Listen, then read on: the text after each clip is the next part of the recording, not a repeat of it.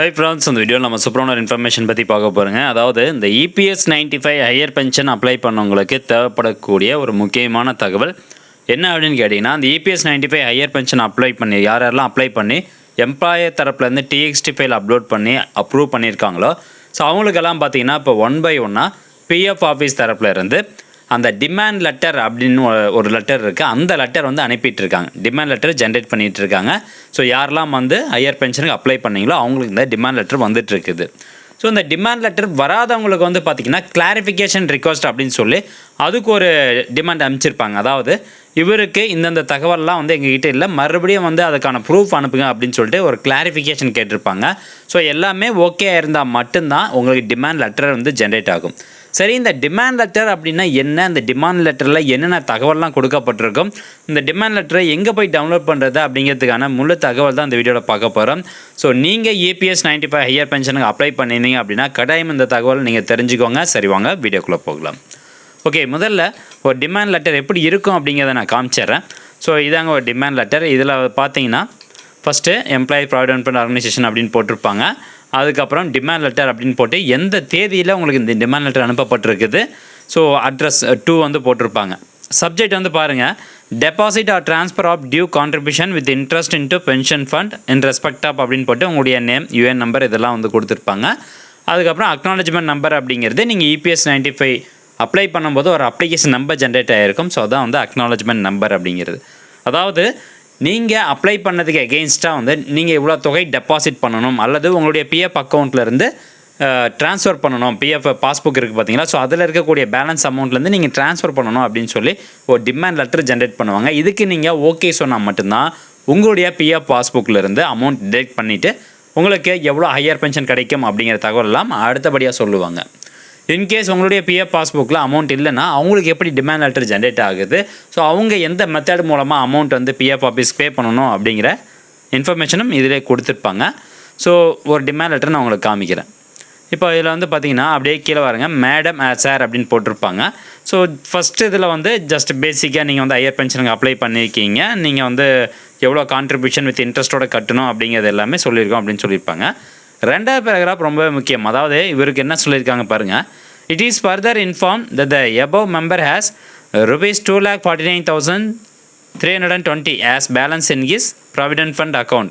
The member has not given or already given consent, strike down whichever is not applicable, to use accumulation in his or PF account for payment of due contribution with interest. Further, the employee has undertaken to deposit contribution along with interest till date of payment. அதாவது இந்த மெம்பர்னுடைய பாஸ்புக்கில் 2,49,320 ரூபாய் இருக்குது. இந்த member வந்து நீங்கள் ஏற்கனவே என்னுடைய PF பாஸ்புக்கில் இருந்து அமௌண்ட்டு டிடெக்ட் பண்ணிக்கோங்க அப்படின்னு சொல்லி ஒரு அக்னாலஜ்மெண்ட் கொடுத்துருந்தீங்க அப்படின்னா அதில் வந்து நாட் கிவன் அப்படிங்கிறத ஸ்ட்ரைக் அவுட் பண்ணிட்டு ஆல்ரெடி கிவன் கன்சென்ட் அப்படிங்கிறத விட்டுறணும். ஏன்னா இந்த டிமாண்ட் லெட்டரை மறுபடியும் நம்ம ரீசப்மிட் பண்ணுற மாதிரி இருக்கும். ஸோ அப்போ நீங்கள் அதில் கரெக்டாக பார்த்து சூஸ் பண்ணிக்கோங்க. அடுத்தபடியாக, however, in the interest of natural justice, the member is once again requested to give his consent to transfer the accumulation in his PF account for payment of due contribution with interest and to deposit balance amount if any. அதாவது ஒரு natural நீதி, இயற்கை நீதியாக வந்து என்ன சொல்கிறாங்கன்னா, ஏற்கனவே நீங்கள் ட்ரான்ஸ்ஃபர் PF பாஸ்புக்லேருந்து அமௌண்ட் ட்ரான்ஸ்ஃபர் பண்ணுறதுக்கு ஓகே கொடுத்துருந்தாலும், கன்சென்ட் கொடுத்துருந்தாலும் மீண்டும் ஒரு முறை வந்து ட்ரான்ஸ்ஃபர் பண்ணுறதுக்கு கன்சென்ட் கொடுங்க அப்படின்னு சொல்லி கேட்குறாங்க. அதுக்கப்புறம் பாருங்கள், further month wise due amount with interest has been calculated and you being the last employer are directed to provide the consent of the employee for transfer of the amount standing in his PF balance immediately to this office. இதில் என்ன சொல்லியிருக்காங்கன்னா, month wise வந்து due amount calculate பண்ணியிருக்கிறோம். So நீங்கள் தான் அந்த கடைசி employer, இந்த மெம்பருக்கு நீங்கள் தான் கடைசி எம்ப்ளாயர் அப்படிங்கிறதுனால உங்கள் மூலமாக அந்த எம்ப்ளாயியை வந்து கன்சென்ட் கொடுங்க அப்படின்னு சொல்லி கேட்குறாங்க. அதாவது PFல இருக்கக்கூடிய பேலன்ஸ் அமௌண்ட்டை இமீடியட்டாக ட்ரான்ஸ்ஃபர் பண்ணுறது கன்சென்ட் கொடுங்க அப்படின்னு சொல்கிறாங்க. மொத்தமாக வந்து கீழே ஒரு டேபிள் காலம் போட்டிருக்காங்க பாருங்கள். அதாவது ஏற்கனவே ஒரு சர்க்குலரில் வெளியிட்டிருந்தாங்க, இந்த மாதிரி 3 மாதம் டைம் கொடுப்போம் நீங்கள் அமௌண்ட் பே பண்ணுறதுக்கு அப்படின்னு. ஸோ இதில் பார்த்தீங்கன்னா month number, due amount by the end of the month 31/10 October 31/10/2023 இவர் வந்து பேமெண்ட் பண்ணுற மாதிரி இருந்தால் எவ்வளோ டியூ அமௌண்ட் வந்து எக்ஸ்ட்ரா செலுத்தணும் அப்படின்னு பாருங்கள். 1,64,536 வந்து எக்ஸ்ட்ரா செலுத்துகிற மாதிரி இருக்குது டோட்டல் டியூ அமௌண்ட்டு. அதே due amount with interest to be diverted from provident fund.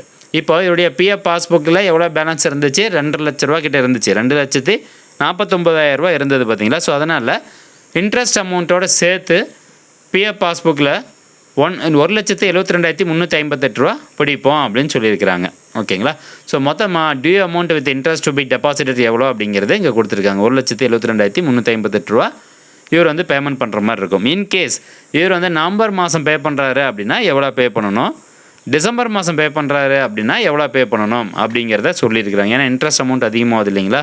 So அதனால் அந்த அமௌண்ட் வந்து இதில் சொல்லப்பட்டிருக்கும். ஒவ்வொருத்தருக்கும் இந்த மாதிரி தான் வந்து கொடுத்துருப்பாங்க.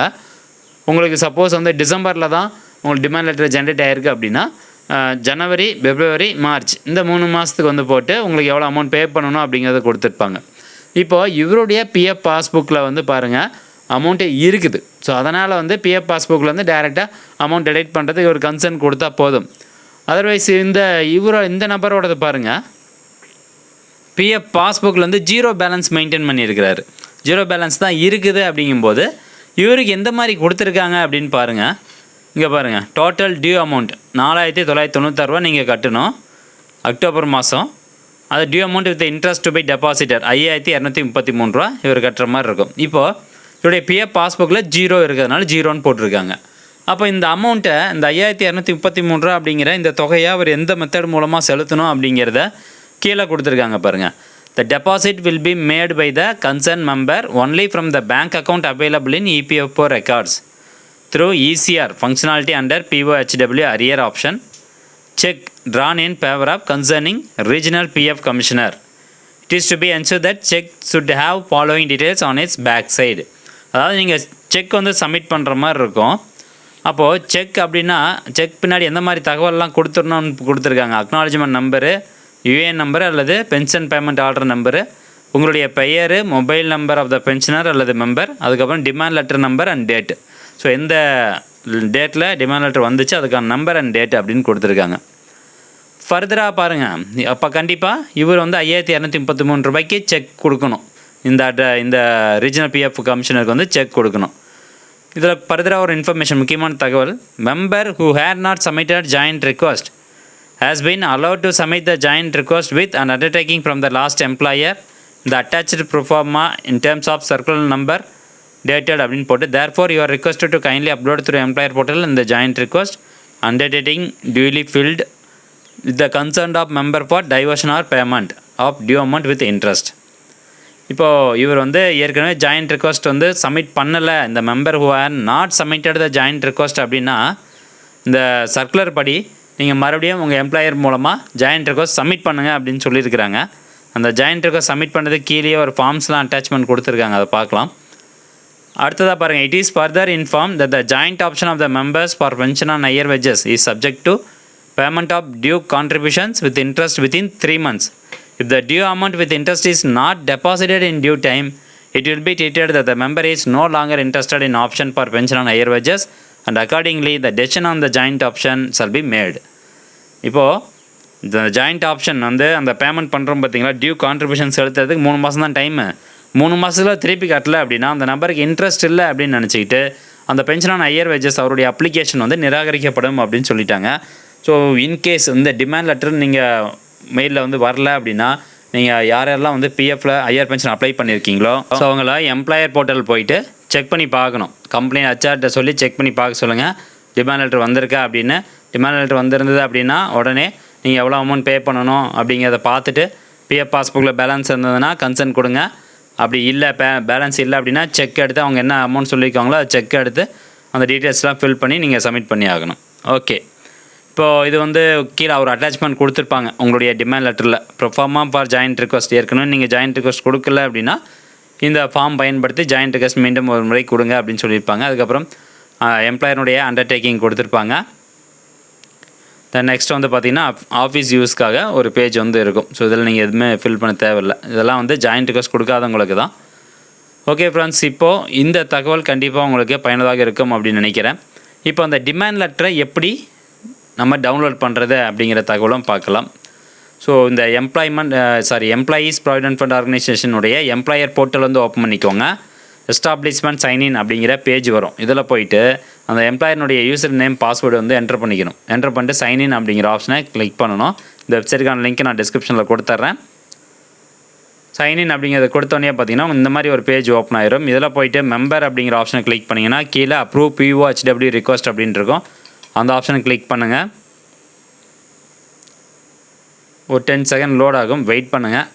இந்த POHW அப்படின்னா பென்ஷன் ஆன் ஹையர் வேஜஸ், அந்த ஆப்ஷனை கிளிக் பண்ணோன்னே உங்களுக்கு இந்த மாதிரி 5 ஆப்ஷன் இருக்கும். Pending request, approved request, rejected request, demand letter generated, clarification request. இப்போது நீங்கள் அப்ளை பண்ணும்போது உங்கள் அப்ளிகேஷன் எந்த ஒரு பிரச்சனையும் இல்லை அப்படின்னா டிமாண்ட் லெட்டர் ஜென்ரேட் ஆகிரும். இன்கேஸ் ஏதாவது ப்ராப்ளம் இருந்தது அப்படின்னா கிளாரிஃபிகேஷன்ஸ் கேட்டு ஒரு ரிக்வஸ்ட் அனுப்பிச்சிருப்பாங்க. இந்த தகவல் வந்து சரியாக இல்லை, மறுபடியும் மீண்டும் ஒரு முறை அனுப்புங்க அப்படின்னு சொல்லி ஒரு கிளாரிஃபிகேஷன் ரிக்வஸ்ட் அனுப்பிச்சிருவாங்க. ஸோ உங்களுக்கு டிமாண்ட் லெட்டர் வரல அப்படின்னா உடனே கிளாரிஃபிகேஷன் ரிக்வஸ்ட் அப்படிங்கிற ஆப்ஷனை கிளிக் பண்ணி அதில் உங்களுக்கு ஏதாவது கிளாரிஃபிகேஷன் ரிக்வஸ்ட் வந்திருக்கா அப்படிங்கிறத செக் பண்ண சொல்லணும். இப்போ டிமாண்ட் லெட்டர் வந்துடுது அப்படின்னா இங்கே பாருங்கள் டிமாண்ட் லெட்டர் ஜென்ரேட்டட் அப்படின்னு இருக்கும். அந்த ஆப்ஷனை கிளிக் பண்ணணும். அதை கிளிக் பண்ணோன்னா யாருக்கெல்லாம் வந்து டிமாண்ட் லெட்டர் வந்திருக்கு உங்கள் ஆஃபீஸில் அப்படிங்கிறது தெரிஞ்சிடும். ஸோ அதில் போய்ட்டு நீங்கள் டிமாண்ட் லெட்டர் டவுன்லோட் பண்ணிக்கலாம். ஸோ இதில் பார்த்தீங்கன்னா அப்ளிகேஷன் நம்பர் எல்லாமே கொடுத்துருப்பாங்க. அப்படியே லாஸ்ட்டாக வாங்க, எம்ப்ளாயர் ஆப்ஷன் வந்து அப்ரூவல் பண்ணியிருக்காரு. இதில் பிடிஎஃப்ஸ் அப்படின்னு இருக்கும். இதில் பார்த்தீங்கன்னா ஒரிஜினல் சைன்டு பிடிஎஃப் அப்படின்னு இருக்கும். ஸோ இது என்ன அப்படின்னு பார்த்தீங்கன்னா உங்களுடைய அப்ளிகேஷன் தான். கீழே ரெண்டாவதாக டிமாண்ட் லெட்டர் அப்படின்னு இருக்கும். ஸோ இந்த வந்து நான் காமிச்ச அந்த டிமாண்ட் லெட்டர் நீங்கள் எவ்வளோ பேமெண்ட் பண்ணணும் அப்படிங்கிறது கொடுத்துருப்பாங்க. ஸோ இந்த டிமாண்ட் லெட்டர் நீங்கள் டவுன்லோட் பண்ணி கன்சர்ன் கொடுத்துருங்க. மறுபடியும் ஒரு தடவை நீங்கள் கன்சர்ன் கொடுக்குற மாதிரி இருக்கும். ஸோ இதுக்கப்புறம் ஆச்சாரே உங்களுக்கு ஃபுல்லாக டீட்டெயில்ஸ் எல்லாமே சொல்லிடுவாங்க. ஸோ டிமாண்ட் லெட்டர் வந்திருக்குது அப்படின்னா கண்டிப்பாக உங்களுக்கு ஹையர் பென்ஷன் கிடைக்கிறது 100% உறுதி. ஸோ அந்த தகவல் நிறைய பேருக்கு வந்து ஷேர் பண்ணுங்கள். மீண்டும் அடுத்த ஒரு நல்ல பதிவில் சந்திக்கலாம். நன்றி, வணக்கம்.